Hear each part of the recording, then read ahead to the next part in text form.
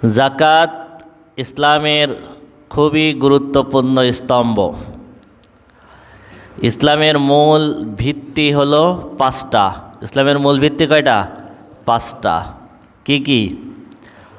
কালেমা, নামাজ, রোজা, হজ, জাকাত। এই পাঁচটা আমরা এভাবেই জানি। পাঁচটা ঠিক আছে, কিন্তু আমাদের জানার যে সিরিয়াল, এই সিরিয়াল ঠিক নাই। সিরিয়াল ঠিক নাই। আর ইবনে ওমর রাদিয়াল্লাহু তাআলা আনহুমা قال قال رسول الله صلى الله عليه وسلم بني الإسلام على خمس شهادة الله إله إلا الله وأن محمدا عبده ورسوله وإقام الصلاة وإيتاء الزكاة والحج وصوم رمضان। এটা হলো ইসলামের যে মূল ভিত্তি পাঁচটা, সেটার হাদিস। রসুল আকরাম সাল্লাল্লাহু আলাইহি সাল্লাম হাদিসের ভিতরে সিরিয়াল দিয়ে দিয়েছেন।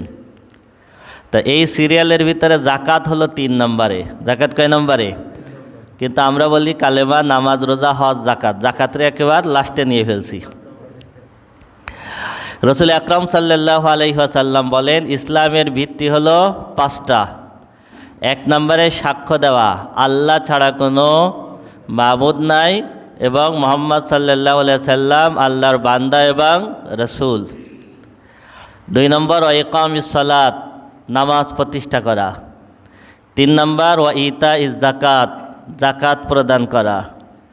4 নম্বর ওয়াল হাজ, যাদের সামর্থ্য আছে তাদের জন্য হজ। 5 নম্বর ওয়াসৌমি রমাদান, রমজান মাসের রোজা রাখা। প্রত্যেকটাই গুরুত্বপূর্ণ, কারণ এই 5টা ভিত্তির উপরে ইসলাম দণ্ডায়মান। তো ইসলামের যে মূল 5টা ভিত্তি, তার 3 নম্বর ভিত্তি হলো কি? জাকাত। 3 নম্বর ভিত্তি হলো জাকাত। আমরা একজন ইমানদার বলতে বুঝি নামাজ, রোজা। যেই ব্যক্তি নামাজ পড়ে, 5 ওয়াক্ত নামাজ এবং রোজা রাখে, তাকে আমরা ইমানদার মনে করি। অথচ সে কী করে না? জাকাত দেয় না। অথচ আমরা তাকে কি মনে করি? ইমানদার মনে করি। কারণ আমরা মনে করি নামাজ, রোজা। আমরা কি মনে করি? নামাজ, রোজা, এটা হলে কি যথেষ্ট। অথচ আমরা যে স্বাভাবিকভাবে বলি নামাজ, রোজা, আল্লাহ রাব্বুল আলামিন কোরআনের ভিতরে যেখানে নামাজ বলেছেন সেখানে বলেছেন নামাজ, জাকাত, নামাজ, জাকাত, নামাজ, জাকাত। কি বলেছেন বলেন? নামাজ, ওয়া আকিমুস সালাতা ওয়া আতুজ জাকাত ওয়া ইকামাতিস সালাতি ওয়া ইতাইজ জাকাত কানা ইয়ামুরু আহলাহু বিস সালাতি ওয়াজ জাকাত ওয়া আওসানি বিস সালাতি ওয়াজ জাকাতি। তো যেখানে সালাত আছে সেখানে কি আছে? জাকাত আছে। পবিত্র কোরআনে আল্লাহ রাব্বুল আলামিন নামাজের সাথে জাকাত মিলিয়ে ব্যবহার করেছেন 27 বার। কয়বার বলেন? 27 বার আল্লাহ রাব্বুল আলামিন নামাজের সাথে জাকাতকে মিলিয়ে বলেছেন। আল্লাহ রাব্বুল আলামিন কোরআনে নামাজের পরে সবথেকে বেশি তাকিদ দিয়েছেন জাকাতের। নামাজের পরে সবথেকে বেশি তাকিদ কিসের দিয়েছেন? জাকাতের সবথেকে বেশি। অন্য কোনো ইবাদতের তাকিদ এত বেশি দেন নাই। নামাজ পবিত্র কোরআনের ভিতরে জাকাত প্রদান করো, জাকাত শব্দ ব্যবহার করে আল্লাহ রাব্বুল আলামিন জাকাতের কথা বলেছেন 32 বার। ইনফাক শব্দ ব্যবহার করে জাকাতের কথা বলেছেন 43 বার। সাদাকা শব্দ ব্যবহার করে জাকাতের কথা বলেছেন 9 বার। তা সালাত বাদে অন্য কোনো ইবাদতের ব্যাপারে এত বেশি তাকিদ দেওয়া হয় নাই। এই জন্য আল্লাহ যেখানেই বলেছেন সালাতের কথা, সেখানেই বলেছেন কিসের কথা? জাকাতের কথা।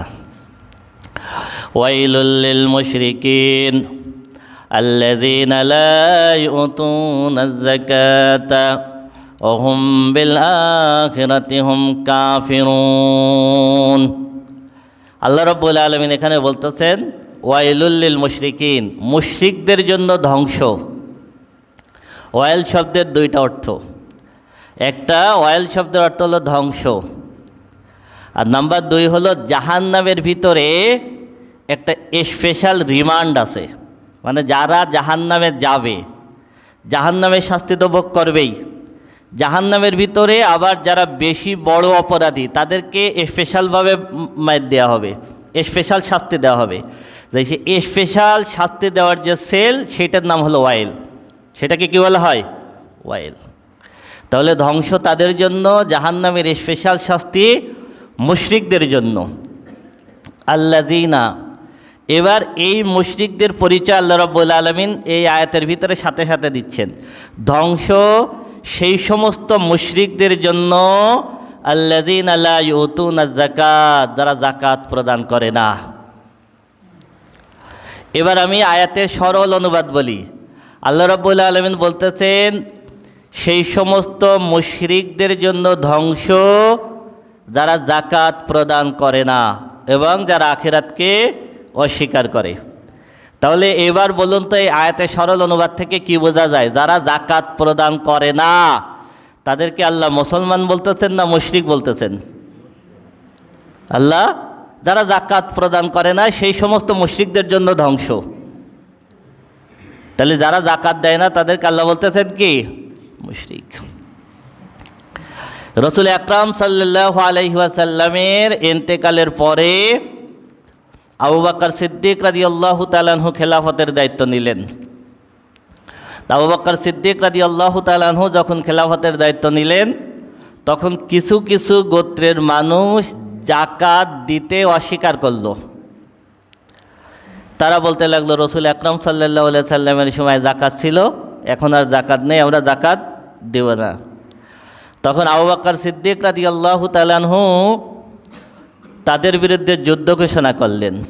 আবু বকর সিদ্দিক রাদিয়াল্লাহু তাআলা আনহু বললেন, যে কওমের মানুষ একটা ছাগলের রশির সমতুল্য পরিমাণ যাকাত দিতে অস্বীকার করবে, আমি আবু বকর তার বিরুদ্ধে যুদ্ধ ঘোষণা করলাম। কত কঠোর কথা! যারা ছাগলের একটা রশির সমতুল্য পরিমাণ যাকাতও যারা দিতে অস্বীকার করবে, আমি আবু বকর তাদের বিরুদ্ধে কি যুদ্ধ ঘোষণা করলাম।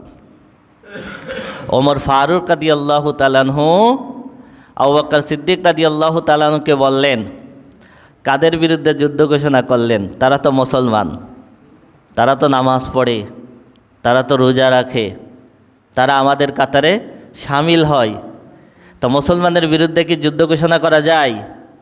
যায় না। আবু বকর সিদ্দিক রাদিয়াল্লাহু তাআলা আনহু ওমর রাদিয়াল্লাহু তাআলা আনহুর জবাবে বললেন, আমি কোনো মুসলমানের বিরুদ্ধে যুদ্ধ ঘোষণা করি নাই, আমি কোনো মুসলমানের বিরুদ্ধে যুদ্ধ ঘোষণা করি নাই, আমি তার বিরুদ্ধে যুদ্ধ ঘোষণা করেছি যে যাকাত দিতে অস্বীকার করে। কি বুঝলেন? আবু বকর সিদ্দিক রাদিয়াল্লাহু তাআলা কথা স্পষ্ট, যে যাকাত দিতে অস্বীকার করে তার বিরুদ্ধে যুদ্ধ ঘোষণা করেছে, আমি কোনো মুসলমানের বিরুদ্ধে যুদ্ধ ঘোষণা করি নাই। তাহলে যাকাত দিতে অস্বীকার করলে সে মুসলমানের অন্তর্ভুক্ত আছে? নাই। রাসূল আকরাম সাল্লাল্লাহু আলাইহি ওয়াসাল্লাম কোনো কাফেলাকে কোনো এলাকায় যুদ্ধের জন্য পাঠালে তাদেরকে নির্দেশ দিতেন, আগে ওদেরকে গিয়ে তাওহীদের দাওয়াত দিবা, একত্ববাদের ঈমানের দাওয়াত দিবা। যদি তারা তাওহীদকে মেনে নেয়, একত্ববাদকে যদি তারা মেনে নেয়, তাহলে তাদেরকে সালাতের নির্দেশ দিবা। কিসের নির্দেশ? সালাতের নির্দেশ দিবা। যদি তারা সালাত মেনে নেয় তাহলে তাদেরকে যাকাতের নির্দেশ দিবা, যাকাতের নির্দেশ দিবা। যদি তারা যাকাত মেনে নেয় তাহলে তারা আমাদের মুসলমান ভাই, তাদের বিরুদ্ধে কোনো যুদ্ধ নাই। বলেন যুদ্ধ কতক্ষণ পর্যন্ত বলছেন? 3টা ধাপ বলছেন। প্রথম তাদেরকে তাওহীদের প্রতি আহ্বান জানাবা, যদি তারা তাওহীদ মেনে নেয় তাহলে সালাত, যদি সালাত মেনে নেয় তাহলে যাকাত, যদি যাকাত মেনে নেয় তাহলে তার বিরুদ্ধে যুদ্ধ নাই, যাকাত মেনে নেওয়ার আগ পর্যন্ত যুদ্ধ। তার মানে রাসূল আকরাম সাল্লাল্লাহু আলাইহি সাল্লাম সাহাবা আজমাইন রাদিয়াল্লাহু তাআলা আনহুম যারা যাকাত প্রদান করতেন না তাদেরকে মুসলমানই মনে করতেন না, মুসলমান মনে করতেন না। অথচ আমরা নামাজ পড়ি, রোজা রাখি, কোরআন তেলাওয়াত করি, তাহাজ্জুদ পড়ি, নফল রোজা রাখি, যাকাত দিই না, যাকাত দিই না। আমি পাক্কা ফরেজগার মুসলমান, পাক্কা ফরেজগার মুসলমান। এখন কোরআন এবং হাদিসের দৃষ্টিতে আমি মুসলমান কিনা এটা এখন প্রশ্ন। ওহুম বিল আখিরাতি হুম কাফিরুন, এরপর আল্লাহ রাব্বুল আলামিন বলতেছেন এরা আখিরাতকে অস্বীকার করে, এরা আখিরাতকে অস্বীকার করে। এইবার যারা যাকাত দিই না তারা কি আমরা আখিরাতকে অস্বীকার করি? অথচ আল্লাহ কি বলতেছেন? তারা আখিরাতকে অস্বীকার করে। আল্লাহ বলতে হ্যাঁ তারা আখিরাতকে অস্বীকার করে, যদি আখিরাতকে তারা স্বীকার করতো তাহলে যাকাত দিত। আরাআইতাল্লাযী ইউকাযযিবু বিদ্দীন ফাযালিকাল্লাযী ইয়াদউল ইয়াতীম ওয়ালা ইয়াহুদ্দু আলা তাআমিল মিসকিন। আল্লাহ রাব্বুল আলামিন এখানে বলতেছেন আরাআইতাল্লাযী ইউকাযযিবু বিদ্দীন, হে রাসূল আপনি কি তাদেরকে দেখেছেন যারা বিচার দিবসকে অস্বীকার করে? যারা বিচার দিবসকে অস্বীকার করে তাদেরকে আপনি চেনেন? তাদেরকে আপনি দেখেছেন? আল্লাহ রাব্বুল আলামিন প্রশ্ন করতেছেন। প্রশ্ন করার পর আল্লাহ রাব্বুল আলামিন আবার নিজে উত্তর দিচ্ছেন, ফাযালিকাল্লাযী ইয়াদউল ইয়াতীম, তারা হলো ওই সমস্ত ব্যক্তি যারা এতিমকে গলা ধাক্কা দেয়। ওয়ালা ইয়াহুদ্দু আলা তাআমিল মিসকিন, যারা মিসকিনকে খাবার প্রদানে উৎসাহ প্রদান করে না, যারা মিসকিনকে খাবার প্রদানে উৎসাহ প্রদান করে না। এতিমকে গলা ধাক্কা দেওয়ার মানে কি? ঘাট ধরে ধাক্কা মারা না। যারা এতিমের হক দেয় না, যারা এতিমের প্রাপ্য এতিমকে বুঝাই দেয় না, যারা মিসকিনকে খাবার প্রদানে উৎসাহ প্রদান করে না, খাবার দেয় না তা বলেন নাই আল্লাহ, কি বলছেন? যারা মিসকিনকে খাবার দেয় তো আবার উৎসাহ প্রদান করার কথা, নিজে দেওয়ার কথা আবার উৎসাহ প্রদান করার কথা। যারা মিসকিনকে খাবার প্রদানে উৎসাহ প্রদান করে না, এতিমের হক যারা প্রাপ্য হক বুঝাই দেয় না, তারাই বিচার দিবসকে অস্বীকার করে। কাল্লা বাল্লা তুকরিমুনাল ইয়াতীম ওয়ালা তাহাদ্দুন আলা তাআমিল মিসকিন ওয়া তা'কুলুনাত তুরাসা আকলাল লাম্মা ওয়া তুহিব্বুনাল মালা হুব্বান জাম্মা। আল্লাহ বলতেছেন তোমরা যা করতেছো তা কখনোই উচিত না। বাল্লা তুকরিমুনাল ইয়াতীম, তোমরা ইয়েতিমকে সম্মান করো না। দেখেন আল্লাহ রাব্বুল আলামিন আয়াতে কোন পয়েন্টটা ধরেছেন। আল্লাহ রাব্বুল আলামিন এখানে বলতেছেন তোমরা যা করতেছো সেটা উচিত না, তোমরা ইয়েতিমকে সম্মান করো না। তার মানে হলো একজন মানুষকে যতটুকু সম্মান করে, যতটুকু শ্রদ্ধা করে, এতিমকে তার থেকে বেশি সম্মান এবং শ্রদ্ধা করতে হবে। যে এতিম না তাকে তুমি যেভাবে দেখবা, যে এতিম তার থেকে আরও বেশি সম্মানের সাথে দেখতে হবে। এইটা তুমি দেখো না, এইটা তোমার জন্য উচিত না। বুঝাতে পারছি? তার মানে হলো আরেকজন যে এতিম না তার থেকে এতিমকে তোমার বেশি সম্মান দিতে হবে। এইটা তুমি দাও না কেন? আল্লাহ সেটা বলতেছেন। আমরা কি করি? আমরা এতিমকে ছোট মনে করি, আমরা উল্টা করি, তাই না? যেটা উল্টা হওয়ার কথা ছিল, সাধারণের থেকে এতিমকে বেশি সম্মান দেওয়ার কথা ছিল, সেখানে আমরা তাদেরকে ছোট মনে করি, তাদেরকে তুচ্ছ মনে করি। কাল্লা বাল্লা তুকরিমুনাল ইয়াতীম ওয়ালা তাহাদ্দুন আলা তাআমিল মিসকিন, তোমরা মিসকিনদেরকে খাবার প্রদানে উৎসাহ প্রদান করো না। ওয়া তাকুলুনাত তুরাসা আকলাল লাম্মা, তোমরা শরীক ফাঁকি দিয়ে সম্পত্তি ভক্ষণ করো। ওয়া তুহিব্বুনাল মালা হুব্বান জাম্মা, তোমরা সম্পদকে ভালোবাসো, বড্ড বেশি পরিমাণ ভালোবাসো। সম্পদের ভালোবাসা তোমাদের অতিরিক্ত ভালোবাসা তোমাদের সম্পদের প্রতি। আখিরাতে জান্নাতীরা জাহান্নামীদেরকে দেখতে পারবে, জাহান্নামীরা জান্নাতীদেরকে দেখতে পারবে। জান্নাতীরা জাহান্নামীদেরকে দেখে জিজ্ঞেস করবে মা সালাকাকুম ফি সাকার, এমন কোন জিনিস তোমাদেরকে সাকার নামক জাহান্নামের ভিতরে ফেলেছে? ক্বালু লাম নাকু মিনাল মুসাল্লিন ওয়া লাম নাকু নুতঈমুল মিসকিন ওয়া কুন্না নাখুদু মা'আল খাইদিন ওয়া কুন্না নুকাযযিবু বিয়াউমিদ্দিন। তারা চারটে কারণ বলবে। কয়টা কারণ? এক নম্বর বলবে আজকে আমরা সাকার নামক জাহান্নামের ভিতরে, তার এক নম্বর কারণ হলো দুনিয়ায় আমরা মুসাল্লি ছিলাম না। আযান হতো, ওয়াক্ত চলে যেত, আমরা নামাজ পড়তাম না। দুই নম্বর ওয়ালাম নাকু নুতঈমুল মিসকিন, দুনিয়ায় আমরা মিসকিনকে খাবার দিতাম না। তিন নম্বর ওয়া কুন্না নাখুদু মা'আল খাইদিন, আমরা বসে বসে অনর্থক অন্যের সমালোচনা করতাম। ওয়া কুন্না নুকাযযিবু বিয়াউমিদ্দিন, আমরা বিচার দিবসকে অস্বীকার করতাম। এই কারণে আজকে আমরা সাকার নামক জাহান্নামের ভিতরে এসে গেছি। আমরা মুসাল্লি ছিলাম না, আমরা মিসকিনকে খাবার দিতাম না।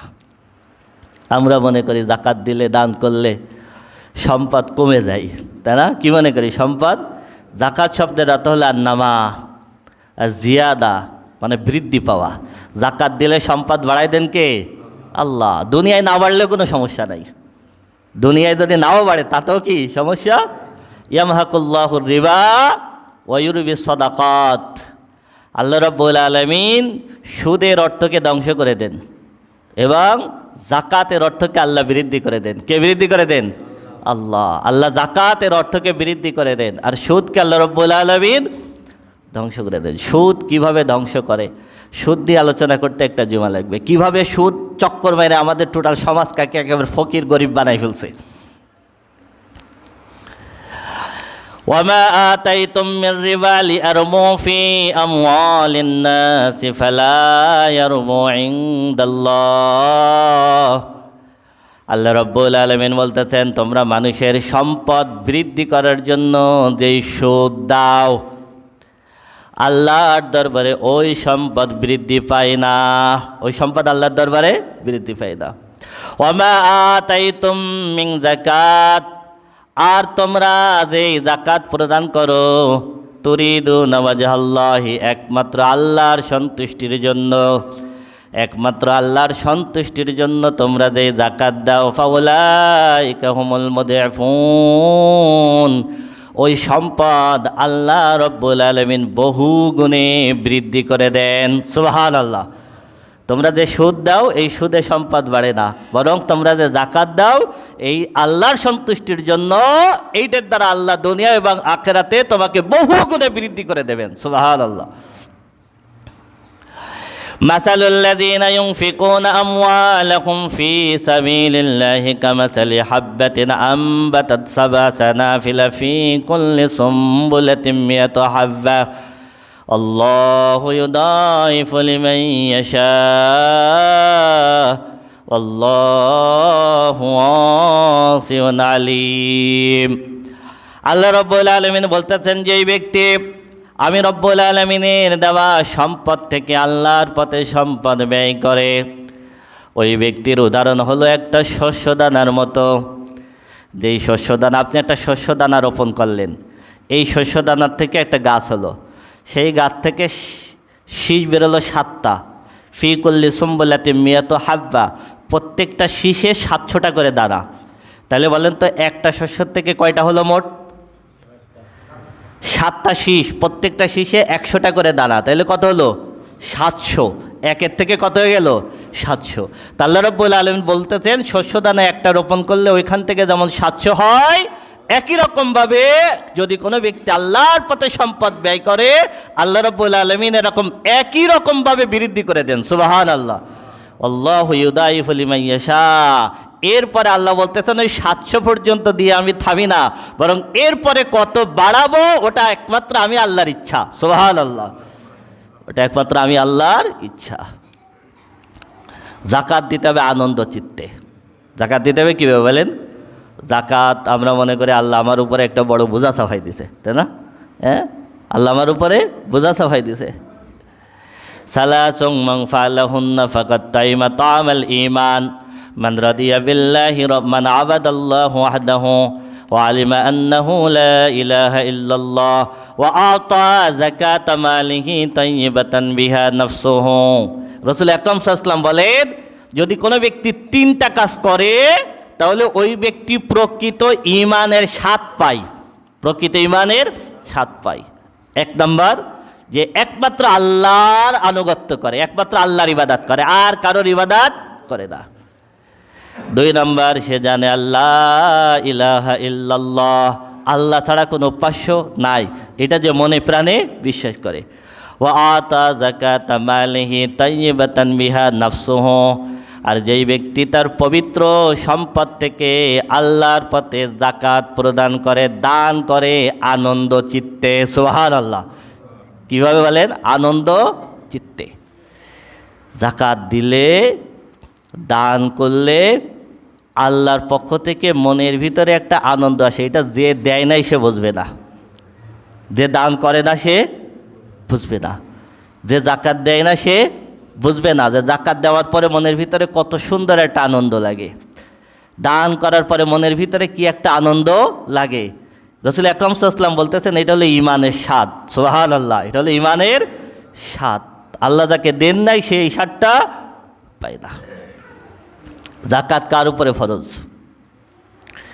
4 শ্রেণীর সম্পদ: স্বর্ণ, রৌপ্য, নগদ টাকা, ব্যবসায়ের মাল। কি বললাম বলেন তো? স্বর্ণ, রৌপ্য, নগদ টাকা, ব্যবসায়ের মাল। এই 4টা জিনিস মিলে কারোর কাছে যদি 52.5 ভরি রৌপ্য অথবা 7.5 ভরি স্বর্ণের সমতুল্য পরিমাণ সম্পদ 1 বছর থাকে, তাহলে বছর শেষে তার উপরে 40 ভাগের 1 ভাগ মানে 2.5% যাকাত ফরজ। কঠিন মনে হয়ে গেল, তাই না? আচ্ছা, রাসূল আকরাম সাল্লাল্লাহু আলাইহি ওয়াসাল্লামের সময় 52.5 ভরি রৌপ্যের যে মূল্য ছিল, 7.5 ভরি স্বর্ণের একই মূল্য ছিল। 52.5 ভরি রৌপ্যের যে মূল্য ছিল, 7.5 ভরি স্বর্ণের একই মূল্য ছিল। কিন্তু এখন তো 52.5 ভরি রূপার থেকে 7.5 ভরি স্বর্ণের মূল্য অনেক বেশি চলে গেছে। কিন্তু যেহেতু 52.5 ভরি রৌপ্য অথবা 7.5 ভরি স্বর্ণ, এই দুটোর যে কোনো একটা নিসাব যদি পূর্ণ হয়ে যায় তাহলে তার উপরে যাকাত ফরজ। তাহলে এখন নিসাব কোনটা আগে পূর্ণ হবে? 52.5 ভরি রৌপ্যের, যেহেতু রৌপ্যের দাম কম। যদি এমনটা হতো যে 7.5 ভরি স্বর্ণের থেকে 52.5 ভরি রৌপ্যের মূল্য বেশি থাকতো, 52.5 ভরি রৌপ্যের মূল্য যদি বেশি থাকতো তাহলে নেশাব হতো 7.5 ভরি স্বর্ণতে। বুঝাইতে পারছি? আর যদি 52.5 ভরি রৌপ্যের মূল্য কম হয় তাহলে ওই নেশাবটা আগে পূরণ হয়ে যাচ্ছে। এই জন্য 7.5 ভরি স্বর্ণের হিসাব ধরা যাবে না, ধরতে হবে 52.5 ভরি রৌপ্য। তো 52.5 ভরি রৌপ্যের তো বাজার বিভিন্ন ক্যারেট অনুযায়ী বিভিন্ন রকম আছে। তো এই বছর আমাদের খুলনা জেলা ইমাম পরিষদ থেকে 52.5 ভরি রৌপ্যের জন্য রৌপ্যের হিসাবে যাকাতের নিসাব নির্ধারণ করা হয়েছে 2,10,000 টাকা। 2,10,000 টাকা। তাহলে কোনো ব্যক্তির কাছে স্বর্ণ, রৌপ্য, নগদ টাকা এবং ব্যবসায়ের মাল মিলে যদি আনুমানিক 2,10,000 টাকা তার থেকে বেশি সম্পদ 1 বছর যদি কোনো ব্যক্তির কাছে থাকে, তাহলে ওই ব্যক্তির উপরে কি যাকাত ফরজ। যাকাত দিতে হবে এই 4 শ্রেণীর সম্পদের 40 ভাগের 1 ভাগ মানে 2.5%। 2.5%। 1 লাখ টাকা 2.500 টাকা, 5 লাখ টাকায় 12,500 টাকা, 1 কোটি টাকায় 2.5 লাখ টাকা। ক্লিয়ার? 2.5 লাখ টাকা। স্বর্ণ, রৌপ্য, নগদ টাকা, ব্যবসায়ের মাল। যাকাত ইন্ডিভিজুয়ালি ফরজ। যাকাত কি ইন্ডিভিজুয়ালি ফরজ? মানে পিতার কাছে এরকম সম্পদ আছে, পিতার উপরে ফরজ। আবার সন্তানের কাছে এরকম সম্পদ আছে, সন্তানের উপরেও কি ফরজ। স্বামীর কাছে আছে, তাহলে স্বামীর উপরে ফরজ। স্ত্রীর কাছে আছে, স্ত্রীর উপরে ফরজ। আমাদের সমাজে অনেক মানুষের নিজের উপরে ফরজ না, কিন্তু স্ত্রীর গহনায় ফরজ হয়ে বসে আছে। যদি স্ত্রীর উপরে ফরজ থাকে তাহলে যার উপরে ফরজ সেই দিবে, যার উপরে ফরজ সেই দিবে। যাকাত দেওয়ার অ্যাবিলিটি না থাকলে স্বর্ণ ব্যবহার করা যাবে না। স্বর্ণ ব্যবহার সেই করতে পারবে যার স্বর্ণের যাকাত দেওয়ার অ্যাবিলিটি আছে। তবে হ্যাঁ, স্ত্রীর যাকাত যদি স্বামী দিয়ে দেয়, সন্তানের যাকাত যদি পিতা দিয়ে দেয়, একজনের জাকাত যদি আরেকজন দিয়ে দেয় তাহলে দিয়ে দিতে পারবে। তার মানে স্ত্রীর উপরে জাকাত ফরজ, এর জাকাত যদি ইচ্ছা করে স্বামী দেয় তাহলে কি স্বামী দিয়ে দিতে পারবে। ব্যবসায়ের মাল, ব্যবসায়ের মাল কেমন? মনে করুন আপনার গাড়ি আছে, এই গাড়ি দিয়ে আপনি ভাড়া চালান, মানে লোক টানেন, ভাড়াই করেন, তাহলে গাড়ির মূল্য আসবে না।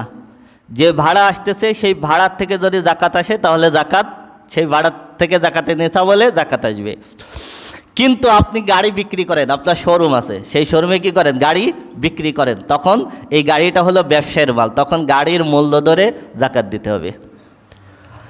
আপনার কারখানা আছে, কারখানায় মেশিনারিতে আপনি জিনিস তৈরি করেন, তৈরি করে জিনিস বিক্রি করেন, সেক্ষেত্রে আপনার মেশিনের দাম জাকাতের ভিতরে আসবে না, তৈরিকৃত পণ্যের দাম আসবে। কিন্তু আপনি মেশিন বিক্রি করেন, কি আছে আপনার দোকানে আপনি মেশিন বিক্রি করেন, তাহলে আপনার মেশিনের দাম জাকাতের ভিতরে আসবে। তার মানে যেটা ব্যবসায়িক পণ্য সেটা কিসের ভিতরে আসবে? জাকাতের ভিতরে আসবে। এবার আসেন জমি। জমি হলো তিন রকম। এক রকম জমি বসবাসের জমি। কিসের জমি? বসবাসের জমি। বসবাসের জমির উপরে কোনো জাকাত নাই, বসবাসের জমির উপরে কোনো জাকাত নাই। দুই নম্বর হলো ফসলের জমি। কিসের জমি? ফসলের জমি। আচ্ছা, ফসলের জমিতে অনেকে মনে করেন ওসর, কিন্তু অ্যাকচুয়ালি আমাদের এই বাংলাদেশের কোনো জমি ওসরে জমি না। ওসরে জমির জন্য কমপক্ষে দুইটা শর্ত থাকতে হয়। এক নাম্বার, যেই জমিটা যুদ্ধের মাধ্যমে অমুসলিমদের থেকে গনিমত হিসেবে পাওয়া গেছে, বুঝাইতে পারি নাই, মনে করেন যুদ্ধে যাওয়ার পরে রাসূলুল্লাহ সাল্লাল্লাহু আলাইহি ওয়াসাল্লাম সাহাবীদের সময় যুদ্ধে বিভিন্ন জায়গায় গিয়ে অনেক জমি পাওয়া যেত, এই জমিগুলোর থেকে যে সম্পদ উৎপাদিত হয়ে এটার উপরে ওসর হতো, এটার উপরে কি হতো? ওসর হতো। কিন্তু ক্রয়কৃত সম্পত্তির উপরে ওসর হয় না। তা আমাদের যত সম্পত্তি সব আমাদের বাপ দাদাদের ক্রয় করা সম্পত্তি। নাম্বার দুই, ওসরি জমি থেকে কখনো ট্যাক্স হয় না। একই জমিতে কখনো ওসর এবং ট্যাক্স হয় না। কি হয় না? ওসর এবং ট্যাক্স হয় না। তাহলে আমাদের ফসলে জমি, আবার মনে করেন যে আপনার কাছ থেকে ওষুধ তুললো, আবার আপনি যখন সম্পদ বিক্রি করবেন, ফসল বিক্রি করবেন, তখন আপনার কাছে ক্যাশ টাকা আসবে না, তাহলে ক্যাশ টাকার উপরে জাকাত, তাহলে একই সঙ্গে ওসর আর জাকাত দুইটা একসঙ্গে হয় না। তো সব দিক মিলে আমাদের রাষ্ট্রের জমিগুলো আসলে ওসরি জমি না। তাহলে আমাদের রাষ্ট্রের ফসলের ওসর বা জাকাত কীভাবে দিতে হবে সেইটা দেওয়ার বিধান হলো, মনে করুন আপনার 50 বিঘা জমি আছে, এই 50 বিঘা জমিতে মনে করেন আপনার 200 মণ ধান হয়েছে, আমি একটা উদাহরণ দেওয়ার জন্য বলতেছি। এখন আপনি 30 মণ ধান আপনার খাবারের জন্য লাগছে, বাড়ি 170 মণ ধান আপনি কি করছেন? বিক্রি করছেন। বিক্রি করার পর আপনার হাতে ক্যাশ টাকা চলে আসছে না, এই টাকার উপরে জাকাত দিবেন। বুঝাইতে পারছি? আচ্ছা, তার মানে হলো ফসলের সম্পত্তি আপনার খরচ করার পরে, সম্পদ বিক্রি করার পরে যে টাকা আসবে এই টাকার উপর আপনি কি করবেন? জাকাত দিবেন। আর 3 নম্বর হলো ব্যবসায়ের জমি। অনেকে জমি কিনা বেচা করেন, কি করেন? জমি নিয়ে ব্যবসা করেন, এই কেনেন আবার বিক্রি করেন, কেনেন আবার কি করেন? বিক্রি করেন। তখন এই পুরা জমিটা তখন ব্যবসায়ের মাল হয়ে যাবে, তখন জমির দাম ধরে জাকাত দিতে হবে, তখন জমির দাম ধরে জাকাত দিতে হবে। এবারে শুন, দিনা। আপনার কাছে 1.5 লক্ষ টাকা আছে, আর আপনি একজনকে 2 লক্ষ টাকা ধার দিয়েছেন। কি দিয়েছেন? 2 লক্ষ টাকা ধার দিয়েছেন। এখন আপনি মনে করতেছেন আমার কাছে তো 1.5 লাখ টাকা আছে, আমার উপরে তো জাকাত ফরজ না। কিন্তু না, আপনার কাছে 1.5 লক্ষ টাকা নেই, আপনার কাছে 3.5 লক্ষ টাকা আছে। কত আছে বলেন? কারণ যাকে আপনি 2 লাখ টাকা ধার দিয়েছেন ওইটার মালিক কে? আপনি। মানে ইসলাম কিন্তু দেখে না টাকাটা কার কাছে আছে, ইসলাম দেখে মালিককে। ইসলাম কি দেখে বলেন? মালিককে। তার মানে আপনি যদি কাউকে ধার দিয়ে থাকেন ওইটা আপনার নিজের ধরে, এটার উপরে কি করতে হবে? জাকাত প্রদান করতে হবে। একই রকমভাবে ঋণ, আপনার কাছে 3 লক্ষ টাকা আছে, কিন্তু আপনি 2 লাখ টাকা ঋণ আছেন। কি আছেন? 2 লাখ টাকা ঋণ আছেন। এই ঋণ যে 2 লাখ টাকা, এইটার মালিক তো আর আপনি না। এটার মালিক কি আপনি? আপনি না। আপনার কাছে থাকলেও আপনি এটার মালিক না। এই জন্য 3 লাখ টাকার থেকে 2 লাখ টাকা বাদ দিতে হবে। কি করতে হবে? বাদ দিলে তখন আপনার উপরে আর জাকাত ফরজ হচ্ছে না। তাহলে যদি আপনি ঋণ থাকেন, ঋণ বাদ দিয়ে তারপরে কি করতে হবে? হিসাব করতে হবে। ওয়াফি আমওয়ালিহিম হাক্কুল লিসাইলি ওয়াল মাহরুম। আল্লাহ রাব্বুল আলামিন বলতেছেন তাদের সম্পদের ভিতরে সাইল, মাহরুম, গরিব, দুঃখী, বঞ্চিত মানুষের সম্পদ আছে। কি আছে? বঞ্চিত মানুষের সম্পদ আছে। তার মানে হলো যাকাত যাকে দিবেন সে আপনার কাছে চাইতে আসবে কেন? আপনার সম্পদের ভিতরে তার সম্পদ আছে, আপনি দিয়ে আসবেন। বুঝাইতে পারি নাই? আপনার সম্পদের ভিতরে যে সম্পদটা আছে এটার মালিক আপনি না, এটার মালিক আরেকজন। আল্লাহ বলতেছেন তার সম্পদের ভিতরে আরেকজনের সম্পদ আছে, যার সম্পদ আছে তারে তুমি বোঝাই দিয়ে আসো। তাকে কি করে আসো? আন জাবির রাদিয়াল্লাহু তাআলা আনহু قال قال رسول الله صلى الله عليه وسلم من أدى زكاة ماله فقد ذهب عنه شره। রাসূল আকরাম সাল্লাল্লাহু আলাইহি ওয়াসাল্লাম বলেন, যেই ব্যক্তি সম্পদের যাকাত দেয় তার সম্পদে সব অকল্যাণ দূর হয়ে যায়। সুবহানাল্লাহ। মানে আপনার সম্পদের ভিতর থেকে যখন আরেকজনের সম্পদ আপনি বের করবেন তখন এই সম্পদটা পবিত্র হবে। তার আগ পর্যন্ত এটা কি হবে না? পবিত্র হবে না। তখন আপনার ভিতরে বিপদ আপদ, বালা মুসিবত চলতে থাকবে। আল্লাহ রাব্বুল আলামিন বলতেছেন যে যাকাত প্রদান করে সে তার সম্পদটাকে সম্পূর্ণ পবিত্র করে ফেলে। সুবহানাল্লাহ, সুবহানাল্লাহ, সুবহানাল্লাহ। রাসূল আকরাম সাল্লাল্লাহু আলাইহি ওয়াসাল্লাম বলেন, তিনটা জিনিসের ক্ষেত্রে বলেন যে যার ভিতরে যার ইসলামে অংশ আছে আর যার ইসলামে অংশ নাই, এই দুইজন কখনো সমান না। ইসলামের অংশ হলো তিনটা: এক সালাত, দুই রোজা, তিন জাকাত। তার মানে রাসূল আকরাম সাল্লাল্লাহু আলাইহি ওয়াসাল্লাম বলতেছেন যার নামাজ আছে, রোজা আছে, জাকাত আছে, তার ইসলামে অংশ আছে। যার নামাজ, রোজা, জাকাত তিনটা নাই তার ইসলামে কোনো অংশ নাই। একটু আগে আমি বিশ্লেষণ করে বললাম যে জাকাত প্রদান করে না, রাসূল আকরাম সাল্লাল্লাহু আলাইহি ওয়াসাল্লাম, সাহাবা আজমাইন তাকে মুসলমান মনেই করতেন না। হারাম সম্পদের কোনো জাকাত হয় না। কি বললাম? আপনি 1 লাখ টাকা ঘুষ নিলেন, 20,000 টাকা জাকাত দিলেন, জাকাত আদায় হবে না। অজু ছাড়া নামাজ হয় না। লা সালাতা বিগাইরি তুহুরিন ওয়ালা সাদাকাতিন মিন গুলুল। অজু ছাড়া যেমন নামাজ হয় না, অবৈধ সম্পদের কোনো দান এবং জাকাত হয় না। 2 লাখ টাকা ঘুষ নিলেন, 50,000 মসজিদে দান করে দিলেন, ওই দান আল্লাহর দরবারে কবুল। অবৈধ সম্পদের কোনো দান নাই, অবৈধ সম্পদের কোনো জাকাত নাই। কারণ কি? এবার বলেন তো, এটা আপনি দিচ্ছেন কাকে? কাকে দিচ্ছেন বলেন তো? হ্যাঁ, আল্লাহকে। কাকে বলেন? আল্লাহকে। আল্লাহু আকবার। আল্লাহকে দিচ্ছেন। এই জন্য 3 নম্বর পারায় অনেক ডিটেলস আলোচনা করতে হবে। যখন আল্লাহ বলতেছেন তুমি যখন দিবা, কাউকে যখন দিবা তখন খারাপটা দিবা না। তোমার জমির ফসল যখন দিবা, একটা গাছের ফল যখন দিবা, খারাপটা দিবা না। তুমি বিরিয়ানি খাওয়ার ফলে যেটা পয়সে গেছে ওইটা দিবা না। তুমি টাকা যেটা ছিঁড়ে গেছে ওইটা আল্লাহর ঘরে চালাবা না। কারণ তুমি দিচ্ছ কাকে? তুমি আল্লাহকে দিচ্ছ। তুমি আল্লাহকে দিচ্ছ। তুমি তোমার বন্ধুর কাছে ওটা দিবা, তুমি জেনে শুনে ছিঁড়াটা নিবা, তুমি জেনে শুনে পচাটা খাবা, আল্লাহকে দাও কেন? ওয়ালা তায়াম্মামুল খাবিসা মিন। আল্লাহ বলতেছেন খবরদার খারাপটার চিন্তাও করবে না, খারাপটার চিন্তাও করবে না। যে ছিঁড়া নোট কোথাও চালাতে পারি না ওইটাই সে আল্লাহর দ্বারে চালাই দিই। আহা, ওইটা মসজিদে দিই, ওইটা গরিব মানুষেরা দিই, যে ফকিরে দিই ফাল্লিও চালাইনি। তুমি দিচ্ছ কাকে? তোমার হিসাব আছে কাকে দিচ্ছ? তুমি দিচ্ছ আল্লাহকে। সুতরাং আল্লাহ অবৈধ সম্পদ নেন না, আল্লাহ সুদের টাকা নেন না, ঘুষের টাকা নেন না, শরিক ফাঁকি দিয়া টাকা নেন না। আল্লাহ রব্বুল আলামিন যেটা নেন সেটা হলো পিওর হালাল সম্পদ। এই জন্য রাসূল আকরাম সাল্লাল্লাহু আলাইহি ওয়াসাল্লাম বলেন, যদি কোনো ব্যক্তি আল্লাহর পথে পবিত্র সম্পদ দান করে, আল্লাহ রব্বুল আলামিন ওইটা ডাইন হাত দিয়ে গ্রহণ করেন। কোন হাত দিয়ে? ডাইন হাত দিয়ে গ্রহণ করেন। এর সাথে আল্লাহ রসুল বলতেছেন আল্লাহ কখনো অবৈধ সম্পদ নেন না, পবিত্র সম্পদ নেন, ডাইন হাত দিয়ে নেন। যদিও সেটা একটা মাত্র খেজুরও হয়, যদি আপনি কাউকে মাত্র একটা খেজুর খেতে দেন ওইটা আল্লাহ ডাইন হাত দিয়ে গ্রহণ করেন। এরপরে রাসূল সাল্লাল্লাহু আলাইহি ওয়াসাল্লাম বলতেছেন, তোমরা যেমনভাবে একটা গরুর বাছুর লালন পালন করে বড় করো, একটা উটের বাচ্চা লালন পালন করে যেমন বড় করো, আল্লাহ রাব্বুল আলামিনের হাতের ভিতরে ওই দানের টাকা, ওই জাকাতের টাকা অথবা কোনো খাদ্য আল্লাহ রাব্বুল আলামিন তার ডান হাতের ভিতরে এটা লালন পালন করেন। শুধু লালন পালন করেন তাই না, আখিরাতে একটা খেজুর একটা পাহাড় সমান হয়ে যায়। সুবহানাল্লাহ। একটা খেজুর একটা পাহাড় সমান হয়ে যায়।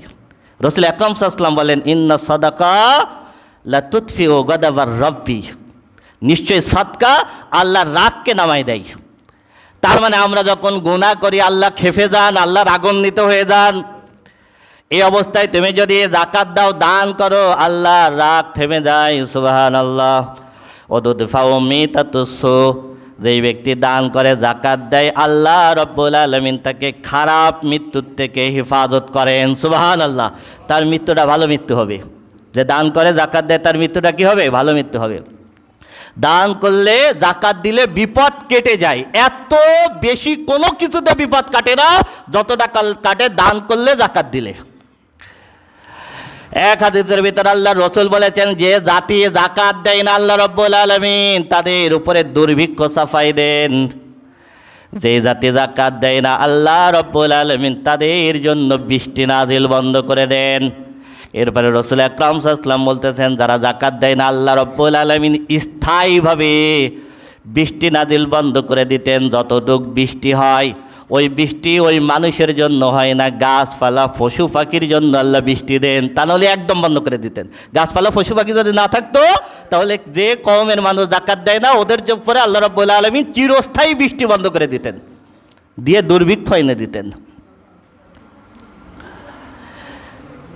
ওয়ালা ইয়াহসাবান্নাল্লাযীনা ইয়াবখালুনা বিমা আতাহুমুল্লাহু মিন ফাদলিহি হুয়া খায়রাল লাহুম বাল হুয়া শাররুল লাহুম সায়ুতাওয়াকুনা মা বাকিলু বিহি ইয়াউমাল কিয়ামাহ।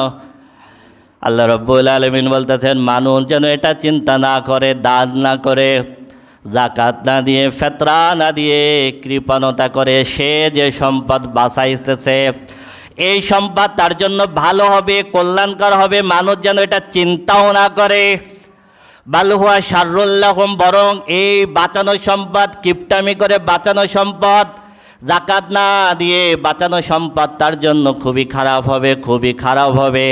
সায়ুতাওয়াকুনা মা বাকিলু বিহি ইয়াউমাল কিয়ামাহ, আখিরাতে আমি রব্বুল আলামিন ওই সম্পদ আগুনের বেড়ি বানাইয়া তার গলায় পরাই দেব। ওই সম্পদকে আল্লাহ আগুনের রিং বানাবেন, বানায় গলায় পরাই দেবেন।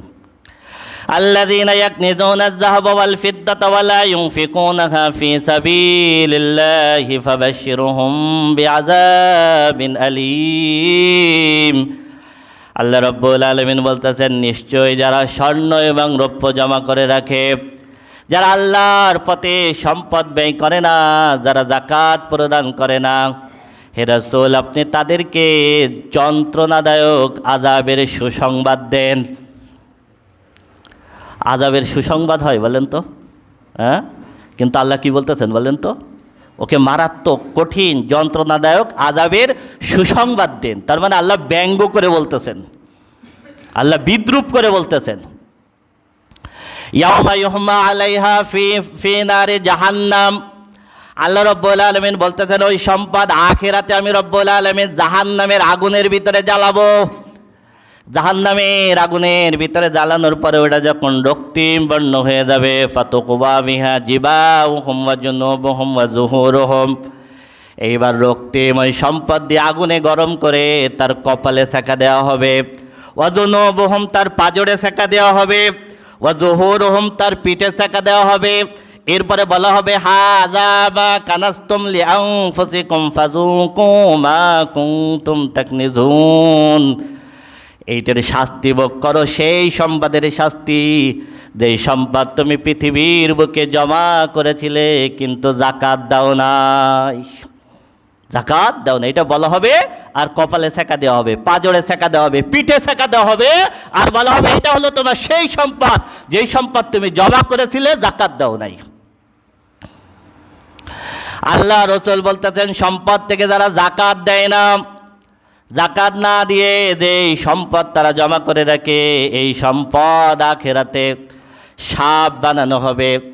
যেই সাপের মাথার উপরে কালো দাগের চিহ্ন থাকবে, এই সাপ আখিরাতে তার গলায় পেঁচায় দেওয়া হবে।